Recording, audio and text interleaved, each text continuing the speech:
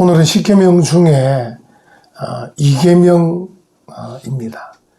지난번에 살폈던 1계명 기억나시죠? 1계명은 우리가 예배할 대상이 누구냐? 이것에 대한 말씀이었습니다. 예배할 대상. 누구셨습니까? 참되시고 살아계신 한 분 하나님. 그분이 우리의 예배의 대상이다. 오늘 2계명은 그 예배의 대상인 참되시고 살아계신 한 분 하나님을 어떻게 예배할 것이냐. 또는 좀 더 범위를 넓혀서 어떻게 섬길 것이냐. 이런 문제를 우리에게 말씀해 주시는 그런 계명이다 하는 것입니다. 첫 번째 계명은 자연을 통해서도 알 수 있습니다. 자연을 보면서도 이 세상을 만드신 신이 있겠다. 그 신이 뭐 여러 명일 수는 없잖아요. 한 분 신이 있겠다. 자연을 통해서도. 그런데 이제 하나님을 어떻게 예배하고 섬길 것인가 하는 이 계명은 계시 아니면 안 되는 겁니다. 사람들이 짐작해가지고 사람들이 생각해 섬길 수 있는 게 아닙니다. 오늘 한번 보십시오. 8절에 너는 누굴 위하여? 8절에 너는 누굴 위하여? 자기를 위하여. 이렇게 났잖아요. 자기를 위하여 새긴 우상을 만들지 말고. 무슨 말 하냐면 사람들이 방법과 규례를 잘 모르는 그 상황에서 하나님께 귀 기울이지 않고 그냥 자기가 만족할 방법으로 한다는 거예요. 자기를 위하여 우상을 만든다는 겁니다. 그럼 어떻게 되겠습니까? 다 제각각이겠죠. 다 제각각이겠죠. 그래서 첫 번째 계명, 살아계시고 참되신 하나님, 한 분 하나님은 자연을 통해서 어느 정도 알 수 있지만 두 번째 계명은 계시의 말씀이 아니면 안 되게 되어 있습니다. 하나님께서 우리에게 뭐라고 말씀하셨는가를 살피지 않으면 안 된다. 이 말입니다. 예수님께서 뭐라 말씀하셨습니까? 하나님께 예배하는 자는 영과 진리로 예배할지니라. 이렇게 말씀하시잖아요. 왜냐하면 하나님이 영이시기 때문에 영과 영이 통해야 되고 그리고 그 방법적인 구체적인 내용은 진리 가운데 있단 말이죠. 그래서 영과 진리로 예배할지니라. 이렇게 말씀하셨거든요. 그래서 하나님께서 지금 이 계명을 주시는데 자기를 위하여 우상을 만들지 말고 내가 시킨 대로 그렇게 예배하고 섬겨라. 이렇게 말씀을 하고 계셔요. 8절 다시 한번 보셔요. 너는 자기를 위하여 새긴 우상을 만들지 말고 위로 하늘에 있는 것이나 아래로 땅에 있는 것이나 땅 밑 물속에 있는 물속에 있는 것에 어떤 형상도 만들지 말며. 결국은 시각적인 거잖아요. 우상이라는 것은 하늘에 있는 것이든 땅에 있는 것이든 물속에 있는 것이든 어떤 것이든 간에 형상을 만들었다는 것은 시각적이라는 거죠. 하나님을 잘 모르는 거죠. 그러니까 하나님을 잘 모르면 귀를 기울여서 하나님께서 뭐라고 말씀하시는가에 대해서 귀를 기울이면 되는데 귀를 기울이지 않고 그냥 자기를 위해서 이렇게 알아서 형상을 만들면 안 된다. 이렇게 말씀하고 있는 거예요. 하나님은 영이시기 때문에 영적으로 그리고 계시하신 말씀대로 이렇게 섬겨야 되는데 자기를 위해서 시각적인 방법으로 그렇게 동원해서 만들면 안 된다. 그래서 사람들이 이제 우리 대한민국 성도들 가운데서도 믿음 생활하면서도 이 감각적 도움을 자꾸 얻으려고 해요. 시각적 도움을 자꾸 얻으려고 해요. 그래서 보이고 만져지는 여기에 좀 이렇게 생각을 자꾸 많이 하셔요. 그러다 보니까 자칫하면 하나님을 섬긴다고 하는데 미신적으로 섬기는 분들이 간혹 계셔요. 하나님께서 말씀하신 그 말씀에 순종한다는 것이 쉽고도 어려운 것입니다. 하나님께서 말씀하신 대로 하면 되는데 자기 생각에 만족이 안 되는 거예요. 이것 말고 좀 더 뭔가 없을까? 그렇게 10월에 어떤 교인들이 그 젊은 목사님에게 그렇게 얘기한대. 이제 왜냐하면 연세가 좀 많으셔놓으니까 돌아가실 때가 이제 다 되셨다 생각하는지 목사님 천국에 대해서 설교해 주세요. 이런다는 거예요. 그래서 목사님이 이제 성경에 있는 천국에 대한 표현들을 다 찾아가지고 이렇게 설교를 쭉 하셨대요.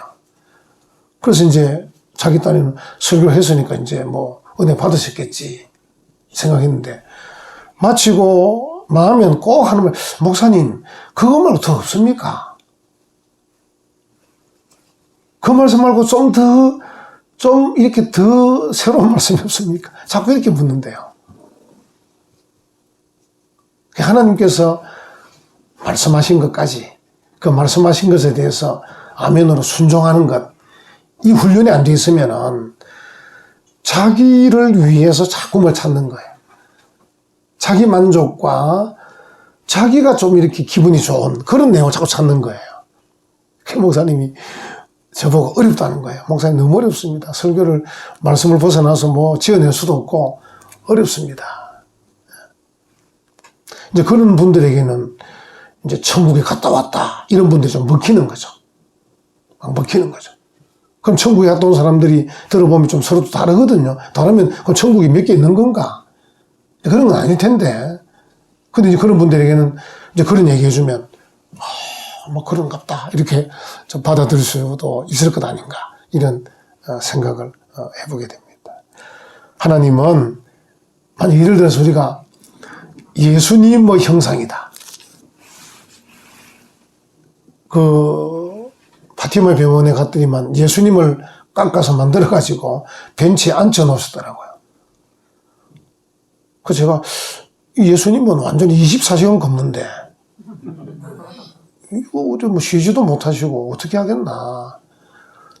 예를 들어서 이제 그 깎아 만든 예수님의 형상이 예술 작품으로 이렇게 되면 그거는 괜찮을 것 같아요. 그림도 만약 예수님의 그림이든 십자가의 그림이든 뭐 어떤 그림이든 간에 그 그림이 예술적 행위에 의한 작가에 의해서 작품으로 만들어져서 그것으로 끝나면 괜찮은데 그 형상 앞에 그림 앞에 손을 모은다든지 기도를 한다든지 무릎을 꿇는다든지 이렇게 해서 기도의 대상, 숭배의 대상, 예배의 대상이 되면 그 우상이거든요. 사람들의 기분을 자꾸 맞추려고 하는 거예요. 시각적, 감각적인 그 어떤 만족을 위해서 보이게 만들어 놓는 거예요. 그래서 가서 손도 자꾸 만지고, 그래서 이제 항상 보면 형상들에 가보면 어떤 형상은 발가락이 다 반짝반짝한 형상이 있고, 어떤 형상은 손가락이 반짝반짝한 형상이 있고, 어떤 데는 코가 반짝반짝한, 그건 이제 말 지어내기 나름입니다. 뭐 코를 만지면 부자가 된다면 코만 자꾸 만지고요. 발가락 만지면 발가락만 자꾸 만지고. 그 이제 말만 소문을 지어내는 그 소문에 따라서 그 형상의 색깔이 반짝반짝 빛나는 곳이 다릅니다. 하나님께서 말씀하셨잖아요. 어떤 형상이든지. 그러니까 이게 만들어서 구절에 그것들에게 절하지 말며 그것들을 섬기지 말라. 그래서 이제 절하고 섬기지 않는 예술 작품이면 괜찮다. 거기 뭐 예수님의 얼굴이든 십자가든 뭐든 간에. 근데 만약에 그 형상 앞에, 그 그림 앞에 절을 한다. 기도를 한다. 아침마다 인사한다.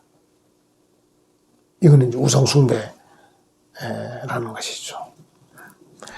이사야 40장 18절 그런즉 너희가 하나님을 누구와 같다 하겠으며 무슨 형상을 그에게 비기겠느냐. 도대체 어느 정도 만들어야 하나님처럼 되겠느냐. 만약에 예수님을 만들어 놓았지만 파티마 병원에서 이거 정말 예수님이라 해도 되는 건지 수준이. 정말 예수님께서 보셨을 때 야 나하고 똑같이 만들었네. 내가 안 가도 되겠다 그 병원에는. 이렇게 할 만한 수준이 되는 건지. 바로 그 말씀. 너희가 누구와 같다. 무슨 형상을 비기겠느냐. 어디에 픽이 불 거냐 이거죠. 도대체 어느 정도 잘 만들고 어느 정도 비싸게 만들어야 그걸 하나님이 하겠으며 예수님이 하겠느냐.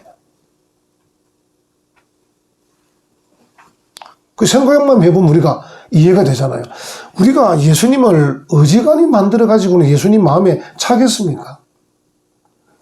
다이아몬드와 금을 얼마나 갖다 발라야 되겠습니까? 예수님 수준에 맞추려고 그러면. 아니면 예수님을 정말 십자가 달린 예수님처럼 형편있게 만들려면 얼마나 형편있게 만들어야 되겠습니까? 처참하게 만들어야 되겠습니까? 이게 좀 어려운 것입니다. 그래서 무슨 형상을 그에게 비기겠느냐? 비기지 못한다. 만들지 마라 그 말입니다. 뭘 만들든 그 수준이 되겠느냐? 그 말. 어떤 그 박사님이 이런 말씀도 하셨어요. 왕이 있는데, 어떤 날에 왕이 살아있는데, 왕의 그림을 그려놓고 절해라. 그럼 왕이 기분 나쁘지 않겠어요? 내가 살아있는데, 나한테 와서 하지. 나한테 와서 뭐 조공을 바치고 해야 되지. 그 그림 앞에 절을 하고, 그러면 그 앞에 뭐 음식을 쌓아놓으면 왕이 기분 나쁘지 않겠습니까? 그래서 하나님께 예배한다 하는 것은 하나님이 받으시도록 해야 되는데 하나님께서 뭐라고 말씀하시냐면 형상을 만들지 마라. 이렇게 말씀하고 계신 거죠.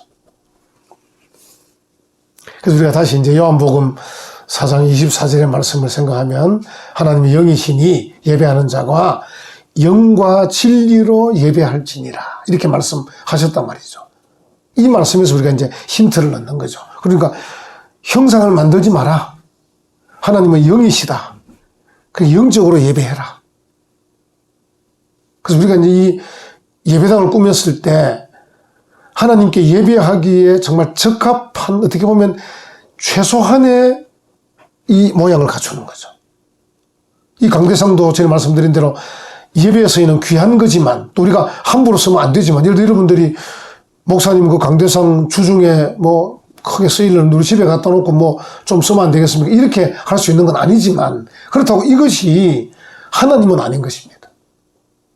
그래서 우리가 어느 정도 깔끔하게 그냥 산뜻하게 말씀을 전하는데 여러분이 들으시는데 도움이 될 만큼의 배경이 되도록 이렇게 만들어 놓은 거거든요. 의자도 벽면도 다 마찬가지입니다. 근데 만약에 이제 예배드린 다음에 여러분들 아마 로마 바티칸 시티에 가서 그 베드로 성당에 들어가 보시면 알겠지만 얼마나 비싸게 해놨는지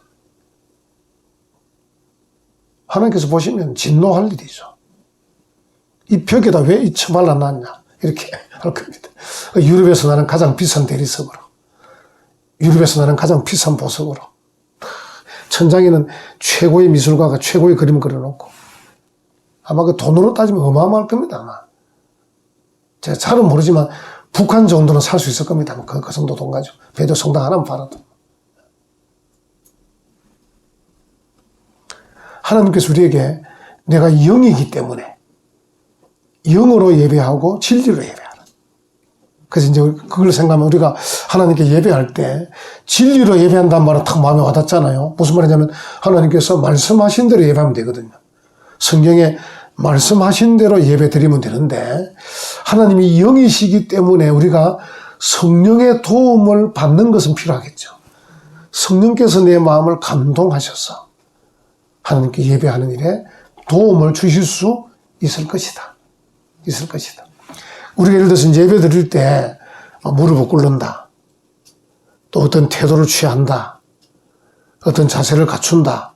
이게 필요 없는 건 아닌데 우리의 태도와 자세 이런 형식을 뛰어넘는 어떤 생각. 다시 말하면 무릎을 꿇고 있지만 딴 생각하고 있다든지 손은 모으고 있지만 딴 생각하고 있다든지 이러면 안 되잖아요. 그래서 손을 모았다든지 무릎을 꿇었다든지 어떤 겸손한 태도를 취한 것을 뛰어넘는 우리의 생각, 뛰어넘는 우리의 어떤 이상, 뛰어넘는 우리의 어떤 감성, 이것들은 성령님이 좀 도와주셔야 되거든. 그러니까 성령께서 우리를 감동해 주셔야 가능하다는 겁니다. 네. 그래서 우리가 예를 들어서 그 서양 사람들은 그 예배당에 들어오고 심지어 강대상에 앉아서 발을 잘 꼬웁니다. 이렇게 탁 이렇게 꼬웁니다. 제가 학교 다닐 처음에 충격받았던 게 그 신학대학 다니면서 한 번씩 외국에서 이제 강사들이 오시면 이제 설교를 하시는데 우리 그때만 해도 보통 우리 목사님들이 막 무릎도 꿇고 막 벌벌 떨면서 올랐는데 이 외국 박사들 올라오면 여기 오면 발을 탁 꼬고 앉아 있는 거야. 그것도 한쪽 발을 탁 이렇게 공구고 탁 이렇게 앉아 있는 거 앉아가지고.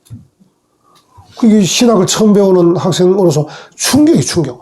이야, 굉장히 불경건하게, 불공손스럽게 앉아있구나. 설교하실 때 이래 설교한 분 많습니다. 이래. 근데 그분들이 이렇게 말씀하시는 그 영성은 우리가 따라가지 못할 만큼의 뛰어난 거예요.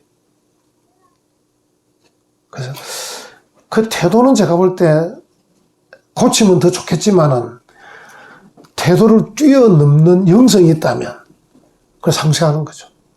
바꿔 말하면 무릎을 꿇고 굉장히 겸손한 척 하는데도 불구하고 영성이 별로다. 그러면 안 되잖아요. 성도들 가운데서도 마찬가지입니다. 그래서 이제 요즘 우리 아이들, 우리 젊은이들 보면서 예의가 없다 그러잖아요. 예의가 없다. 그 저는 요즘 이제 목사다 보니까 자꾸 마음을 고쳐 먹거든요. 보기에 예의 없어 보여도 마음에는 예의가 많겠지. 실제로 진짜로 제가 뭐 빈말이 아니고 인사를 잘 안 해도 마음속으로 목사님 존경하겠지. 저는 그렇게 생각하는 제가 믿는 바가 그겁니다. 비록 고개를 까딱 인사 안 해도 저 아이의 마음속에 존경하는 마음이 있으면 됐다. 없으면 안 되지만. 그러니까 하나님의 영이신데 그 하나님 앞에 예배하는 자가 영으로 예배하고 진리로 예배하는데 영으로 예배한다고 할 때 우리의 태도를 뛰어넘는 무언가가 있어야 된다는 거죠. 그게 없으면은 안 된다. 그러니까 물론 우리가 이제 서로 볼 수 있는 태도밖에 볼 수가 없어요. 자세밖에 볼 수가 없어요. 내가 저 사람의 마음을 다 알 수가 없잖아요. 근데 이제 그 사람이 말하는 것, 또 예배 이후에 생활하는 것, 이제 그런 걸 짐작할 수밖에 없는 거지, 평가는 못 하는 거죠. 그래서 이제 이 일을 위해서는 성령님의 도움이 절대적으로 필요하다. 그래서 우리가 기도할 때, 하나님, 성령으로 충만케 해주시옵소서. 또 뭐라 기도합니까? 우리만 모인 시간 되지 않게 해주시옵소서. 성령님께서 함께 해주시옵소서. 성령께서 우리 마음을 만져주시고 감동해 주셔야 되죠. 그래서 우리의 태도를 뛰어넘는 무엇인가가 실려서 하나님께 올라갈 때 하나님이 받으심직한 그런 예배가 될 줄로 믿습니다. 아멘. 그걸 지금 말하고 있는 거죠. 네. 우리가 만약에 하나님 앞에 나오는데 아까 말씀드린 대로 태도도 잘 갖추고 자세도 잘 갖추었습니다. 생각은 육의 생각입니다. 육체적인 생각을 하고 있습니다. 안 된다는 겁니다.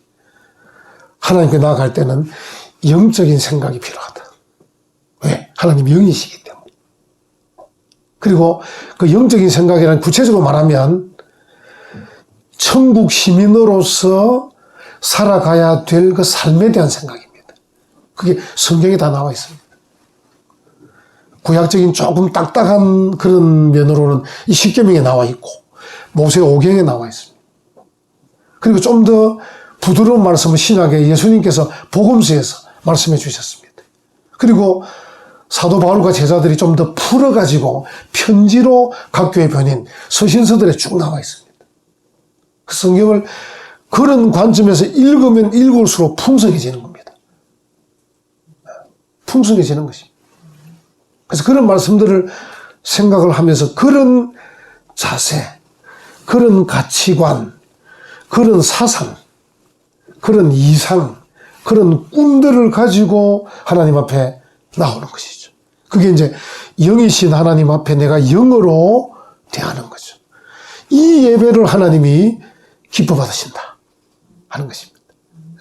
그래서 하나님께 예배하는 자는 영과 진리로 예배할지니라. 이렇게 말씀하고 계신 거죠.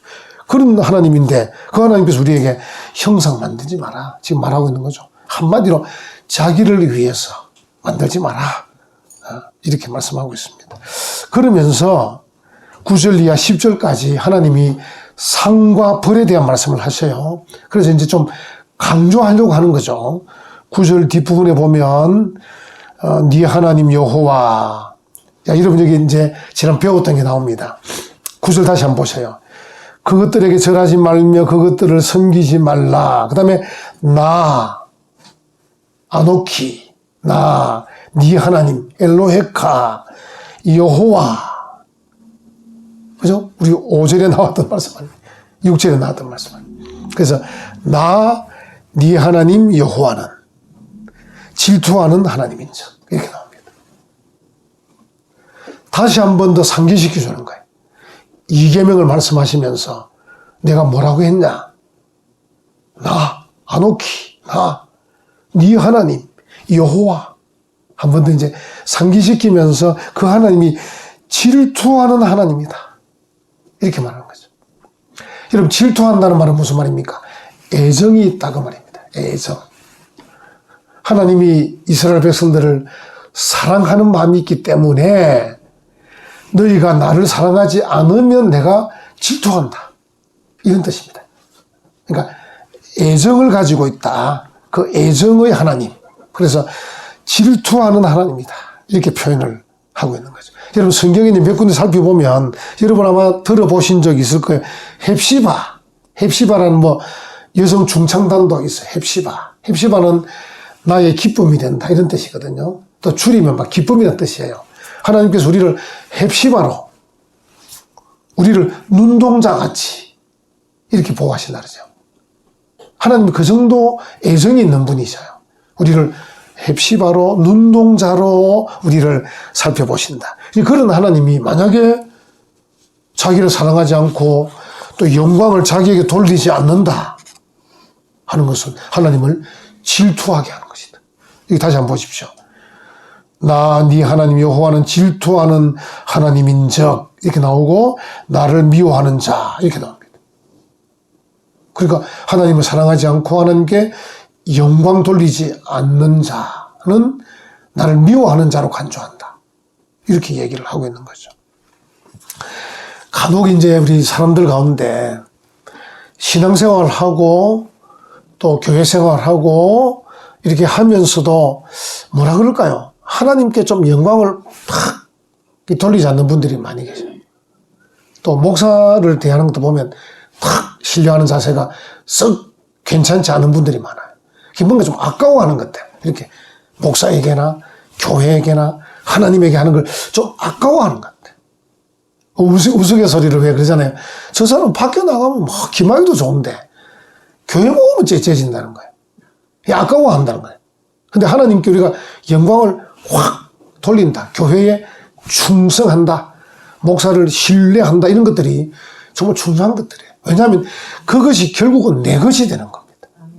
제가 어디서 경험했냐면요, 우리 대한민국과 대통령 있죠. 대한민국과 대통령의 영광은 곧 내 영광입니다. 어디서 할 수 있냐면, 요즘 우리가 외국에 잘 못 나가는데 외국에 한번 나가보셔요. 그 나라 출입국 사무소 이미그레이션 받을 때 딱 서 있어 보세요. 딱 서면요, 그 사람이 나를 대하는 태도를 딱 보면 알 수 있습니다. 대한민국 여권이네. 미국 정도 돼도요, 요즘 미국이라도요, 웃으면서 대합니다. 대한민국 사람들 함부로 못 대합니다.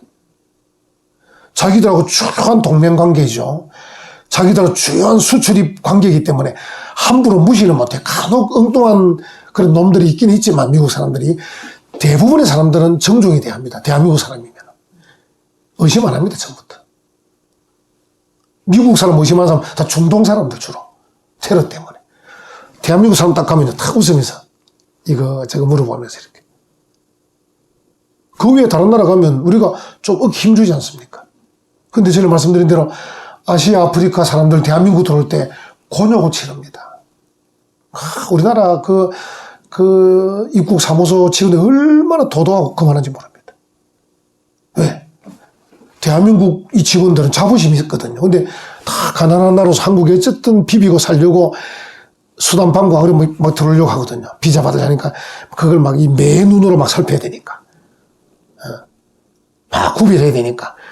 음악에 대하고 막 무시하고 막 이렇게 합니다. 그러니까 창피도 당하고 막 구류도 시키고 막 이렇게 얼마나 어렵게 하는지 모릅니다.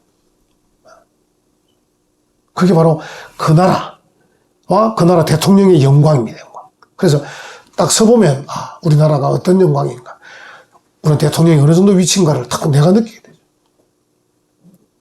마찬가지입니다. 우리가 하나님의 영광, 하나님께 영광일 때 그게 내 영광으로 다가오는 겁니다. 여러분들이 하나님 앞에 영광을 올려드리고 교회에 충성하고 헌신하고 막 이렇게 할 때요, 그것들이 막 내가 다 주는 것 같지만 결국은 내게로 다 돌아와서 나를 기쁘게, 감사하게, 즐겁게, 나의 영육을 강건하게, 나의 삶과 자녀들의 삶까지 복되게 막 그렇게 만들어주시죠. 얼마나 감사한지 모릅니다. 그래서 우리가 하나님께 영광을 돌려드려야 되는데, 여기 말씀처럼 이 질투하는 하나님께서 보실 때 나를 미워한다. 미워한다. 여러분 이제 이런 생각 하시면 돼요. 여기서 이제 하나님께서 이제 두 가지를 말씀하시는데, 나를 미워하는 자의 죄는 갚는데 10절에 사랑하는 자에 대해서는 은혜를 베풀거든요. 두 가지인데, 이 우상숭배하는 자들의 그 잘못된 생각이 뭐냐면, 하나님께서 보이시지 않기 때문에 하나님이 우리의 모든 삶을 잘 살피시지 못하실 거다 생각하는 거예요. 그러니까 뭔가 그림을 그려놓고 형상을 만들어 놓아야, 여러분 그 절에 한 번씩 가면, 요즘 저도 안 간 지 오래됐지만 그 절에 들어갈 입구에 보면 양쪽에 막 무슨 어마한 분들이 막 이러고 막 잡을 듯이 하고 있습니다. 이제 거기를 통과하면서 자기의 죄를 좀 깨닫는, 그러니까 그 형상을 보면서 깨닫는 거죠. 내가 죄가 많은데, 그거 안 보면 뭡니까? 막 죄를 짓고 있고, 그거 보면 두려워 떨면서 막 시주를 많이 해가지고 죄를 용서받으려고 생각하고, 이게 사람이라는 거죠. 그러니까 일반적인 사람들의 생각은 안 보이는 하나님은 나를 잘 못 볼 거라 생각하고, 보이는 하나님은 나를 볼 거라 생각하는 거야. 그러니까 여기저기 막 보이는 것들을 만들어 놓는 거죠. 그게 어리석은 거예요. 여기 하나님께서 질투하신다 할 때, 여러분 질투하는 사람이 얼마나 눈이 예사롭지 않습니까? 질투하는 사람의 그 눈은 날카롭습니다. 하나님이 우리를 향해 질투한다고 할 때는, 우리 이제 여러분이 많이 쓰는 영어로 얼마나 디테일하게 다 보고 계신 거예요. 여러분은 막 대충 살고 있지만 하나님 다 알고 계시고, 마음도 알고 계시고 생각도 알고 계시고 다 알고 계신 거야. 디테일하게 알고 계신 거예요. 그거 지금 표현하는 겁니다. 우리가 예를 들어서 후배나 어린아이한테 인사를 안 하고 쌩 지나간다면 속으로 쟤가 나를 무시하나? 나를 미워하나? 왜냐하면 이게 우리가 사람들이라도 탁 보면 알잖아요. 나를 무시하는 것 같은데. 우리 하나님이, 우리 사람도 그 정도는 대충 보는데, 한 영이신 하나님께서 우리를 딱 보실 때 나를 미워하나? 아신다 이거죠. 디테일하게.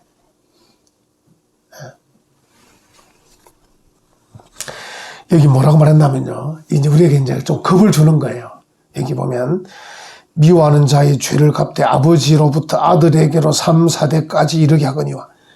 하나님을 미워하는 자, 어떻게 미워하는지는 또 우리가 다음에 성경 여러 군데서 볼 수 있는데, 그냥 간단히 미워한다고 한마디만 하고 계신데, 하나님을 미워하는 사람의 그 죄, 그 제가 아까 우리말로 인사도 잘 안 하고 쌩 까고 다니는 거, 이 정도만 이야기했지만 하나님하고 이제 복잡한 거는 성경에 나와 있을 테고, 어쨌든 미워하는 이 사람의 죄를 하나님이 갚는데, 아버지만 갚으면 되는데 아들에게로 3, 4대까지 이르게 한다는 거예요.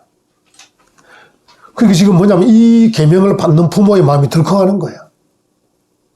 야, 내가 잘못하면 3, 4대까지 잘해야 되겠다. 하나님이 어떻게 보면 조금 걸어 놓는 거예요. 오해하지 마세요. 아버지가 잘못했다고 아들이 벌 받는 거 아닙니다. 무슨 말입니까? 영향이 그만큼 미치는 거예요.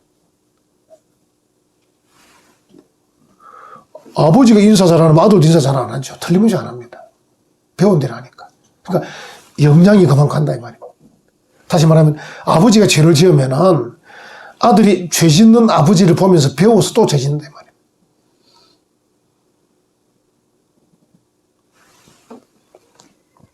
그러니까 아버지 때문에 아들이 지옥 가는 건 아닙니다. 안 갑니다. 그만큼 두려워하라. 네가 잘못하면 영향력이 크다. 두려워해라. 그런 뜻입니다. 근데 이제 10절에 보면요.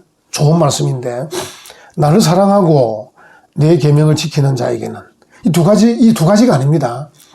이게 이제 히브리어로 레라는 이 전치사가 붙어 있는데, 나를 사랑하는 자에게, 내 계명을 지키는 자에게 똑같은 전치사가 두 번 붙어 있습니다. 다시 말 같다는 뜻입니다.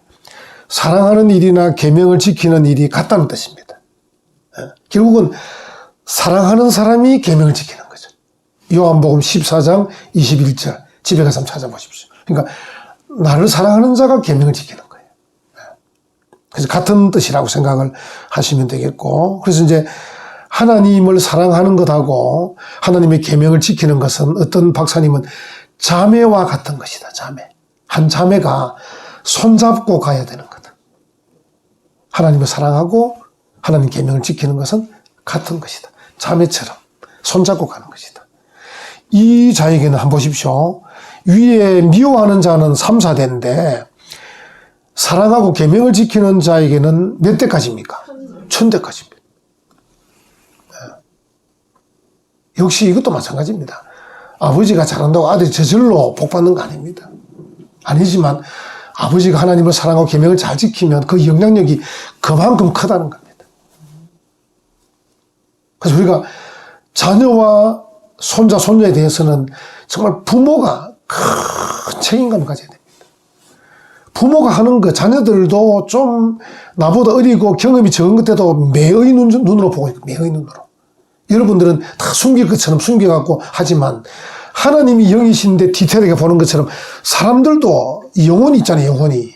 느낌도 있고 감성이 있잖아요. 그렇기 때문에 부모가 하는 그 말 한마디 말 안 하고 있어도 부모가 살아가는 삶의 모습들이 자녀들에게 디테일하게 다 보이는 거예요. 하나님처럼 못 보지만은. 그래서 그 영향력이 그대로 연결됩니다. 연결됩니다. 근데 이 좋은 영향력이 더 크도록 하나님께서 복을 주겠다는 거죠. 1000대까지. 이 뭐 3, 4대 1000대는 그냥 하나님께서 하신 말씀. 이 자녀를 담보 삼아서 부모들에게 하나님께서 협박하는 거지. 잘해라. 잘 섬기라. 나를 미워하면 자녀들이 벌을 받을 수 있고, 나를 사랑하면 자녀들이 복을 받는다. 이렇게 해서 자녀들을 걸어가지고 이제 제일 중요한, 자녀가 제일 중요하잖아요. 자녀를 걸어서 지금 하나님 협박을 하고 있다. 생각. 이 은혜란 말은 여러분도 들어보신 한 번씩 그 헤세드란 말인데, 이거는 이제 우리말로 은혜라 번역하기 또 어려운 일입니다. 포괄적인 건데, 하나님의 자비, 몰시, 자비도 되고, 은혜도 되고, 사랑도 되고, 이 복합적인 말, 헤세드를 이제 그냥 은혜로 번역한 건데, 하나님께서 복합적으로 주시겠다. 우리 자녀들에게 필요하면 자비도 베풀어주고, 필요하면 사랑도 해주고, 필요하면 복도 주고, 그걸 통틀어서 헤세드 해주겠다. 그렇게 말씀해 줍니다. 여러분, 하나님께서 우리에게 가시적 숭배가 아닙니다. 우리에게 영과 진리로 예배하라고 말씀하고 있습니다. 나를 향한 하나님 사랑을 기억하면서 정말 디테일하게 나를 살피실 그분을 기억하면서 우리도 하나님 앞에 정말 사랑하고 순종하는 그런 걸음을 걸어야 되겠습니다. 그래서 하나님의 은혜가 넘치는 여러분의 가정, 여러분의 후손들이 되기를 간절히 축원합니다. 아멘.